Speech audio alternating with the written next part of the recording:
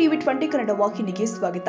ಕರ್ನಾಟಕ ಹಾಗೂ ಮಹಾರಾಷ್ಟ್ರದ ಗಡಿ ಭಾಗವಾದ ಅಥಣಿ ತಾಲೂಕಿನ ಶಿನ್ನಾಳ ಗ್ರಾಮದಲ್ಲಿ ಮಾಜಿ ಉಪಮುಖ್ಯಮಂತ್ರಿ ಅಥಣಿ ಶಾಸಕರು ಆದ ಲಕ್ಷ್ಮಣ ಸವದಿ ಅವರ ಸತತ ಪ್ರಯತ್ನದ ಫಲವಾಗಿ ಕೇಂದ್ರೀಯ ವಿದ್ಯಾಲಯ ಮಂಜೂರಾಗಿದ್ದು ವಿದ್ಯಾರ್ಥಿಗಳು ಅದರ ಸದುಪಯೋಗ ಪಡೆದುಕೊಳ್ಳಬೇಕು ಅಂತ ಯುವ ನಾಯಕ ಚಿದಾನಂದ ಸವದಿ ಹೇಳಿದ್ದಾರೆ. ಶುಕ್ರವಾರ ಕಾಗವಾಡ ತಾಲೂಕಿನ ಐನಾಪುರ ಪಟ್ಟಣದ ಪದ್ಮಾವತಿ ಸೆಂಟ್ರಲ್ ಸ್ಕೂಲ್ ಶಾಲೆಯ ವಾರ್ಷಿಕ ಸ್ನೇಹ ಸಮ್ಮೇಳನದಲ್ಲಿ ಮುಖ್ಯ ಅತಿಥಿಗಳಾಗಿ ಆಗಮಿಸಿ ಮಾತನಾಡಿದರು. ಉನ್ನತ ಶಿಕ್ಷಣ ಕೇವಲ ನಗರ ಪ್ರದೇಶದ ಮಕ್ಕಳಿಗೆ ಮಾತ್ರ ಸೀಮಿತವಾಗಿತ್ತು. ಅದನ್ನ ಮನಗಂಡ ಮಾಜಿ ಉಪಮುಖ್ಯಮಂತ್ರಿ ಅಥಣಿ ಶಾಸಕರು ಆದ ಲಕ್ಷ್ಮಣ ಸವದಿ ಅವರು ಗ್ರಾಮೀಣ ಭಾಗದ ಪ್ರತಿಭಾವಂತ ಮಕ್ಕಳಿಗೆ ಉನ್ನತ ಶಿಕ್ಷಣ ಸಿಗಬೇಕೆಂಬ ಉದ್ದೇಶದಿಂದಾಗಿ ವಿಶೇಷ ಪ್ರಯತ್ನ ಮಾಡಿ ಶಾಲೆಯನ್ನ ಮಂಜೂರು ಮಾಡಿಸಿದ್ರು ಎಂದಿದ್ದಾರೆ.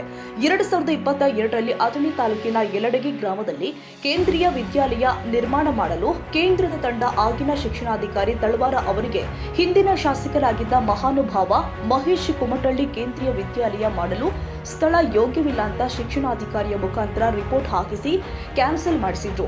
2023ರಲ್ಲಿ ಮತ್ತೆ ಹೊಸ ಪ್ರಪೋಸಲ್ ತಯಾರು ಮಾಡಿ ಕೇಂದ್ರ ಸರ್ಕಾರಕ್ಕೆ ಮನವಿ ಕೊಟ್ಟು ಧರ್ಮೇಂದ್ರ ಪ್ರಧಾನ ಅವರ ಕಡೆ ಹೋಗಿ ಕೇಂದ್ರೀಯ ವಿದ್ಯಾಲಯವನ್ನ ನಮ್ಮ ತಂದೆ ಅಥಣಿ ಶಾಸಕ ಲಕ್ಷ್ಮಣ ಸವದಿ ಅವರಿಗೆ ಈ ಶ್ರೇಯಸ್ಸು ಸಲ್ಲತಿ ಅಂತ ಯುವ ನಾಯಕ ಚಿದಾನಂದ ಸವದಿ ಹೇಳಿದ್ದಾರೆ.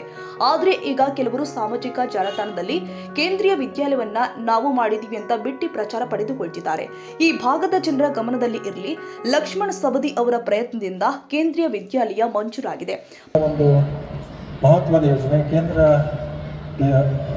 ಕೇಂದ್ರೀಯ ವಿದ್ಯಾಲಯ ಬಹುಶಃ ಇವತ್ತು ಅಥಣಿಗೆ ಬಂದಿರತಕ್ಕಂಥದ್ದು ಬಹುಶಃ ಒಂದು ಇತಿಹಾಸಕ್ಕೆ ಸಾಕ್ಷಿ ಅಂತ ಹೇಳಿ ಬಹುಶಃ ತಪ್ಪಾಗಲಿಕ್ಕಿಲ್ಲ. 2020ನೇ ಇಸ್ವಿಯೊಳಗೆ ಪ್ರಥಮವಾಗಿ ಪ್ರಪೋಸಲ್ನ ರೆಡಿ ಮಾಡಿ ಕೇಂದ್ರ ಸರ್ಕಾರಕ್ಕೆ ಕಳಿಸಿಕೊಟ್ಟು ಅದನ್ನು ಇವತ್ತು ಅಪ್ರೂವಲ್ ಮಾಡಿಸ್ಕೊಂಡು ಇವತ್ತು ಯಲಡಗಿ ಗ್ರಾಮದಲ್ಲಿ ಆಗಬೇಕಾಗಿತ್ತು. ಅದರಾಗೂ ರಾಜಕಾರಣ ಆಯ್ತು. ಯಲಡಗಿ ಗ್ರಾಮದಾಗ ಜಾಗ ತೋರಿಸಿದ್ವಿ, ಪ್ರಪೋಸಲ್ ಹೋಗಿತ್ತು. ಅಲ್ಲಿ ಸಹಿತ ರಾಜಕಾರಣ ಮಾಡ್ತಕ್ಕಂಥ ವಿಚಾರ ಬಹುಶಃ ಭಾಳ ಮಂದಿ ಗೊತ್ತಿಲ್ಲ. ಯಾಕಂತಂದ್ರೆ 2022ನೇ ಇಸ್ವಿಯೊಳಗೆ ಯಲಡಗಿ ಗ್ರಾಮದೊಳಗೆ ಆ ಶಿಕ್ಷಣ ಸಂಸ್ಥೆ ಆಗಬೇಕು ಅಂಥೇಳಿ ಸೆಂಟ್ರಲ್ನಿಂದ ಒಂದು ಟೀಮ್ ಬಂದಿತ್ತು. ಬಿಳಿಯವರ ಅಥಣಿ ಅವತ್ತಿನ ಕ್ಷೇತ್ರ ಶಿಕ್ಷಣಾಧಿಕಾರಿ ತಳವಾರ ಅಂತೇಳಿ ಒಬ್ಬರು ಬಿಳಿಯವರಿಗೆ. ಅವತ್ತು ಮಹೇಶ್ ಕುಮಟಳ್ಳಿ ಅನ್ನೋರು ಮಹಾನುಭಾವರು ಒಬ್ಬರು ಶಾಸಕರಿದ್ದರು.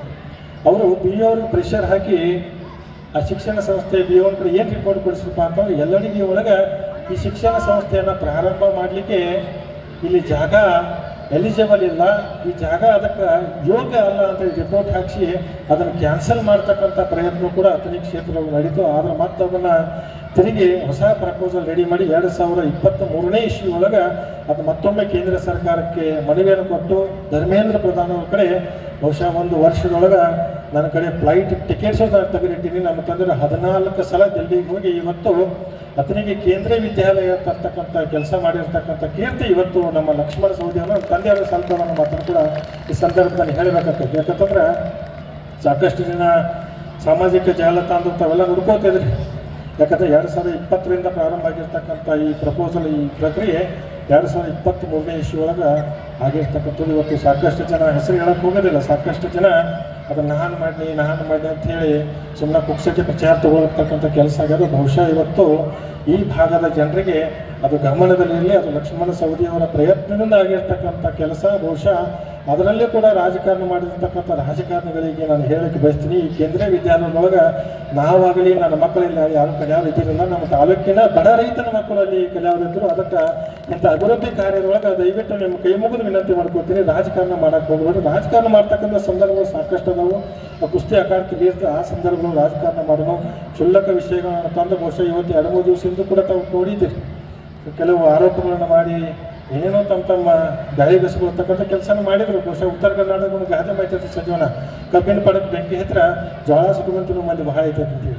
ಹಂಗಾಗಿ ಇವತ್ತು ಆರೋಪಗಳನ್ನು ಮಾಡಿ, ಯಾಕಂದ್ರೆ ನಮ್ಮ ವೈಯಕ್ತಿಕ ವಿಚಾರ ಇರ್ತದೆ. ಅದನ್ನಂತರ ಅದರಾಗೂ ಸಹಿತ ರಾಜಕಾರಣ ಹೇಳೋದು ತಂದು ಕೆಲವೊಂದು ಆರೋಪಗಳನ್ನು ಮಾಡಿದ್ರು. ಇರಲಿ, ರಾಜಕಾರಣ ಮಾಡ್ತಕ್ಕಂಥ ಶಕ್ತಿ ಭಗವಂತ ಸಿದ್ದೇಶ್ವರ ನಮಗೂ ಕೊಟ್ಟಾನು.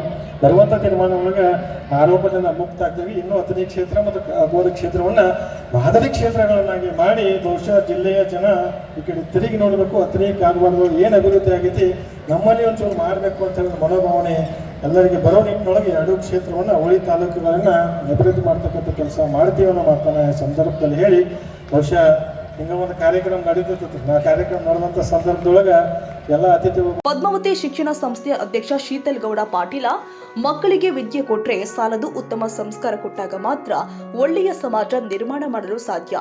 ಇಂದು ಹಲವಾರು ವ್ಯಕ್ತಿಗಳು ಒಳ್ಳೆಯ ಶಿಕ್ಷಣ ಪಡೆದು ಉನ್ನತ ಹುದ್ದೆ ಅಲಂಕರಿಸಿದ್ರು ತಂದೆ ತಾಯಿಗೆ ಅನಾಥಾಶ್ರಮಕ್ಕೆ ಸೇರಿಸಿದ್ದಾರೆ. ಇದು ಸಲ್ಲದು. ಮಕ್ಕಳಿಗೆ ಶಿಕ್ಷಣದ ಜೊತೆಗೆ ಸಂಸ್ಕಾರದ ಬಗ್ಗೆ ಅರಿವು ಮೂಡಿಸುವ ಹೊಣೆಗಾರಿಕೆ ಶಿಕ್ಷಕರು ಹಾಗೂ ಪೋಷಕರ ಮೇಲಿದೆ. ಆಧುನಿಕ ತಂತ್ರಜ್ಞಾನದ ಅಡಿ ಶಿಕ್ಷಣ ಪಡಿತಾ ಇರುವ ಇಂದಿನ ಮಕ್ಕಳಿಗೆ ಬದುಕಿನ ಬಗ್ಗೆ ಅರಿವು ಮೂಡಿಸಬೇಕು ಅಂತ ಅವರು, ಒಬ್ಬ ವ್ಯಕ್ತಿ ಶ್ರೇಷ್ಠನಾಗಬೇಕಾದ್ರೆ ಸಂಸ್ಕಾರ ಮತ್ತು ವಿದ್ಯೆ ಇದ್ರೆ ಸಮಾಜಕ್ಕೆ ಮತ್ತು ದೇಶಕ್ಕೆ ಮಾದರಿ ಆಗ್ತಾನೆ ಎಂದಿದ್ದಾರೆ. ಅದ ಪ್ರಕಾರವಾಗಿ ಮಕ್ಕಳ ಹಿರಿಯರನ್ನ ಒಂದು ವೃದ್ಧಾಶ್ರಮಕ್ಕೆ ಸೇರಿಸುವಂತ ಒಂದು ಪದ್ಧತಿನೂ ಕೂಡ ಆಗಿದೆ. ದಯಮಾಡಿ ಬಹಳ ಕಡಿಮೆ ಅದ ಹಳ್ಳಿಯಲ್ಲಿ, ಆದ್ರೂ ಕೂಡ ಅಂತ ಒಂದು ಸಂಸ್ಕಾರ ಬೆಳಿಬಾರ್ದು. ನಾವು ನಮ್ಮ ಮಕ್ಕಳಿಗೆ ವಿದ್ಯಾರ್ಜನೆ ಜೊತೆಯಲ್ಲಿ ಒಂದು ಒಳ್ಳೆಯ ಸಂಸ್ಕಾರವನ್ನು ಕೂಡ ನಾವು ಕೊಡಬೇಕಾಗ್ತದ ಅನ್ನುವಂಥ ಮಾತನ್ನ ಇವತ್ತಿನ ದಿವಸ ಅದ. ಯಾಕಂದ್ರೆ ನನಗಿನ್ನೂ ವಿದ್ಯೆ ವಿಷಯದಲ್ಲಿ ಬಂದಾಗಿದ್ರೆ ನಾವೇನು ಭಾಳ ಕಲ್ತಿಲ್ಲ, PUC ಫೇಲ್ ಆಗಿದೀವಿ ಅಷ್ಟೇ. ಭಾಳ MBBS ಅಥವಾ ವಕೀಲರಂತೆ ನಾವೇನು LLB ಎಲ್ಲ ಮಾಡಿಲ್ಲ. ಆದ್ರೂ ಕೂಡ ಶಿಕ್ಷಣದ ಮಹತ್ವ ಎಷ್ಟೈತೆ ಅನ್ನೋದು ಯಾವಾಗ ನಾವು ಸಾಧಿ ಬಿಟ್ಟು ಅವಾಗ ನಮ್ಗೆ ಅರ್ಥ ಐತೆ. ನಾನು 5ನೇ ಕ್ಲಾಸ್ ವರೆಗೆ ಕನ್ನಡ ಮೀಡಿಯಂ ಓದ್ನು. 5ನೇ ಕ್ಲಾಸ್ ಆದ್ಮೇಲೆ ಬೆಳಗಾವಿ ಮಿಲಿಟರಿ ಸ್ಕೂಲ್ ಸೇರಿದೆ. 2 ವರ್ಷ ಇಂಗ್ಲಿಷ್ ಮೀಡಿಯಂ ಆದ್ಮೇಲೆ ಮತ್ತೆ ಓಡಿ ನಮ್ಮ ಊರಿಗೆ ಬಂದು, ಯಾಕಂದ್ರೆ 100 ಎಕರೆ ಜಮೀನ್ ಐತಿ, ಈ ಬಿಟ್ಟು ನಾವೇನು ನೌಕರಿ ಮಾಡೋದೈತೆ ಅಂತೇಳಿ ಇಲ್ಲಿ ದೋಸ್ತನ ಬಿಟ್ಟು ಹೋಗುವಂತ ಒಂದು ಮನಸ್ಥಿತಿ ನಮಗೆ ಬೆಳೆದಿಲ್ಲ. ಇಲ್ಲೇ ಬಂದ ಮೇಲೆ ಅದರ ಫಲವಾಗಿ ನಾವು PUC ಸೆಕೆಂಡ್ ಮೇಲೆ ಫೇಲ್ ಆಗಿ ಇಲ್ಲೇ ಊರು ಸಭೆ ಮಾಡ್ಕೊತಿದ್ದೇವೆ. ಹೇಳೋದು ತಾತ್ಪರ್ಯ ಇಷ್ಟ ಐತೆ, ಶಿಕ್ಷಣ ಬಹಳ ಮಹತ್ವ ಐತಿ. ಶಿಕ್ಷಣದ ಜೊತೆಯಲ್ಲಿ ನಮ್ಮ ಮಕ್ಕಳಿಗೆ ಒಳ್ಳೆ ಸಂಸ್ಕಾರನೂ ಕೊಡ್ಬೇಕಾಗ್ತದ. ಆ ಮಕ್ಕಳನ್ನ ನಿರ್ವೇಶನೆಯಾಗಿನೂ ನಾವು ನೋಡ್ಕೋಬೇಕಾಗ್ತದ. ಯಾಕಂದ್ರೆ ನಮ್ಮ ಮಕ್ಕಳ ಒಂದು ವಿದ್ಯಾವಂತರಾಗಿ ಒಂದು ಉನ್ನತ ಸ್ಥಾನದಲ್ಲಿ ಹೋಗುವಂತ ನೋಡುವಂತ ಮನೋಭಾವನೆ ಪ್ರತಿಯೊಬ್ಬ ತಾಯಿ ತಂದೆ ಇರ್ತದ. ಅದಕ್ಕಾಗಿ ಈ ನಮ್ಮ ಮಾತನ್ನ ಹೆಚ್ಚು ಕೇಳೋಕ್ಕಿಂತನೂ ನಿಜವಾಗ್ಲೂ ಆಡಳಿತ ಮಂಡಳಿ ಬಹಳ ಚಲೋ ಮಾಡಿದ್ರು. ನಮ್ಮ ಇಬ್ರಾಹಿಂ ಎಷ್ಟು ಕಾರ್ಯಕ್ರಮದ ಅಧ್ಯಕ್ಷತೆಯನ್ನ ಪದ್ಮಾವತಿ ವಿದ್ಯಾವರ್ಧಕ ಸಂಸ್ಥೆಯ ಅಧ್ಯಕ್ಷ ಸಂಜಯ್ ಕುಚನೂರೆ ವಹಿಸಿ ಮಾತನಾಡಿದ್ರು. ನಂತರ ವಿದ್ಯಾರ್ಥಿಗಳಿಂದ ಸಾಂಸ್ಕೃತಿಕ ಕಾರ್ಯಕ್ರಮಗಳು ಕೂಡ ಜರುಗಿದ್ವು. ವೇದಿಕೆ ಮೇಲೆ ಸಂಸ್ಥೆಯ ಅಧ್ಯಕ್ಷ ಸಂಜಯ್ ಕುಚನೂರೆ, ಪಟ್ಟಣ ಪಂಚಾಯತ್ ಸದಸ್ಯ ಪ್ರವೀಣ್ ಗಾಳಿಗೇರ, ಪ್ರಾಚಾರ್ಯ ಮ್ಯಾಥ್ಯೂ, ಉಪಾಧ್ಯಕ್ಷ ರವೀಂದ್ರ ಬಣಚವಾಡ, ಪ್ರಧಾನ ಕಾರ್ಯದರ್ಶಿ ಪ್ರಮೋದ್ ಲಿಂಬಿಕಾಯಿ, ಖಜಾಂಚಿ ಗಜಕುಮಾರ್ ಪಾಟೀಲ್, ನಿರ್ದೇಶಕರು ಆದ ಬಾಪುಸಾಬ್ ಪಾಟೀಲ್, ಮಹಾವೀರ ಪಾಟೀಲ್, ಜಯಕುಮಾರ್ ಪಾಟೀಲ್, ಮಹಾವೀರ ಲಿಂಬಿಕಾಯಿ, ವಸಂತ ಹೋದಾರ್, ಶೀತಲ ಪಾಟೀಲ್, ಮೋಹನ ಪಾಟೀಲ್ ಸೇರಿ ಮತ್ತಿತರರು ಹಾಜರಿದ್ದರು. ಸಿದ್ದಯ್ಯ ಹಿರೇಮಠ, TV20 ಕನ್ನಡ ಅಥಣಿ.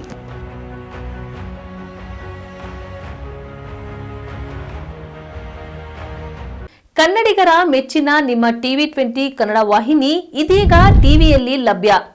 ಕರ್ನಾಟಕ ಮತ್ತು ದೇಶ ವಿದೇಶದ 360 ಡಿಗ್ರಿ ಸುದ್ದಿ ವಿವರವನ್ನ ಪಡೆಯುವುದಕ್ಕೆ TV20 ವಾಹಿನಿಯನ್ನು ಲೈಕ್ ಮಾಡಿ, ವಿಡಿಯೋಗಳನ್ನು ಶೇರ್ ಮಾಡಿ, ಕಮೆಂಟ್ ಮಾಡಿ, ಸಬ್ಸ್ಕ್ರೈಬ್ ಮಾಡಿ. HCN ಕೇಬಲ್ 842 ನಂಬರ್ನಲ್ಲಿ ಹುಕ್ಕೇರಿ ತಾಲೂಕು ಹಾಗೂ ಸಂಕೇಶ್ವರದ ಸುತ್ತಮುತ್ತಲಿನ ಹಳ್ಳಿಗಳಲ್ಲಿ ಲಭ್ಯ. PCN ಕೇಬಲ್ 129 ನಂಬರ್ನಲ್ಲಿ ಹಾರುಗೆರೆ ಸುತ್ತಮುತ್ತಲಿನ ಹಳ್ಳಿಗಳಲ್ಲಿ ಲಭ್ಯ. ರಾಯಬಾಗ್ ಡಿಜಿಟಲ್ ಚಾನೆಲ್ ಕೇಬಲ್ 80ನೇ ನಂಬರ್ನಲ್ಲಿ ರಾಯಬಾಗ ತಾಲೂಕಿನ ಸುತ್ತಮುತ್ತಲಿನ ಹಳ್ಳಿಗಳಲ್ಲಿ ಲಭ್ಯ. UDCN ಕೇಬಲ್ ನೆಟ್ವರ್ಕ್ ಉಗಾರ ಸುತ್ತಮುತ್ತಲಿನ ಹಳ್ಳಿಗಳಲ್ಲಿ ನಿಮ್ಮ TV20 ಕನ್ನಡ ವಾಹಿನಿಯೂ ಲಭ್ಯ.